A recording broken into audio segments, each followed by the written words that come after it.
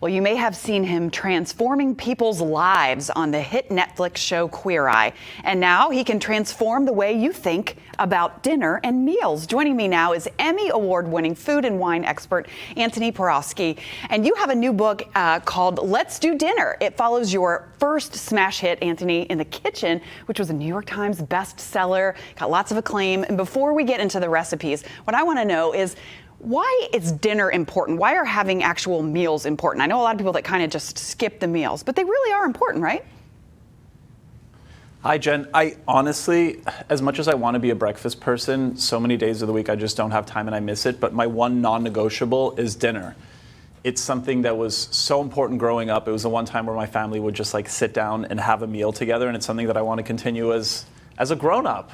Now, what are some of the highlights out of the book? I was looking through it, and it's beautiful. I love the photography. The recipes just sound so delicious. So tell us some of your favorite dishes from the book.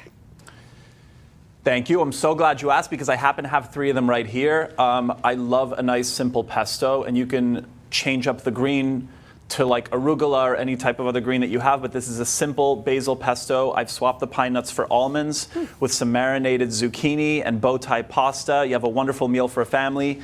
Sheet pan chicken. Everyone loves sheet pan. You literally just have to use one tool, throw it in the oven with some bursting grapes, red onions, loads of rosemary, pan juices. You want to sop those up with bread.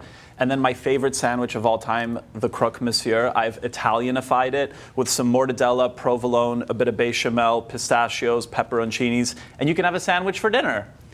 Those all look amazing, and they sound fancy, but it looks like something that kind of me, your average person, could actually make. I mean, these are all easy, or relatively easy to make, right? Totally. I think especially with the croque signore, all you have to learn is how to make a bechamel, which is basically just butter, flour. I add a little bit of Dijon at the end, so you have this like nice, thick, creamy sauce that also serves as a binder. And the rest of it couldn't be easier. You're just assembling a sandwich and throwing it into the oven until it gets bubbly, oozy, and you get the little crispy edges on the mortadella, and dinner's served. It's just fantastic. You're making me hungry right now. You talk a lot about clean eating with kind of occasional splurges. What's your go-to comfort food? My go-to comfort food, I still think that the ultimate comfort food for me has to involve cheese in some way, shape, or form, whether I'm having a really good day and I want to celebrate, or I'm having a bad day and I want to feel better. Oh, there's a cheeseburger soup in the book. Not the cleanest, but it's still really nice and decadent, and it's like an homage to my 5-year-old self. It's the type of soup that I wanted to have as a 5-year-old. You know, I mean, we all have to indulge at some point in time, right? Eat clean most of the week, and then you can have something like a cheeseburger soup as you get closer to the weekend. Totally. Yeah, I love that. I wanted to ask you quickly, I hope this is okay. Season 6 of Queer Eye has been announced. So can you share anything with what we can expect for this season?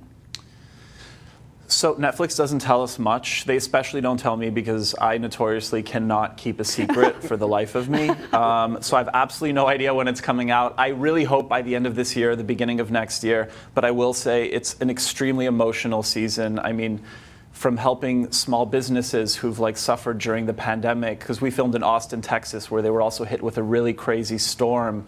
So we have stories that involve that as well. But it's just continuing our journey to share, you know, the human experience in the U.S., and I'm really excited for everyone to see it. I will say I cried more this season than I ever did, and that doesn't say much because I do love to cry, but it was an emotional one.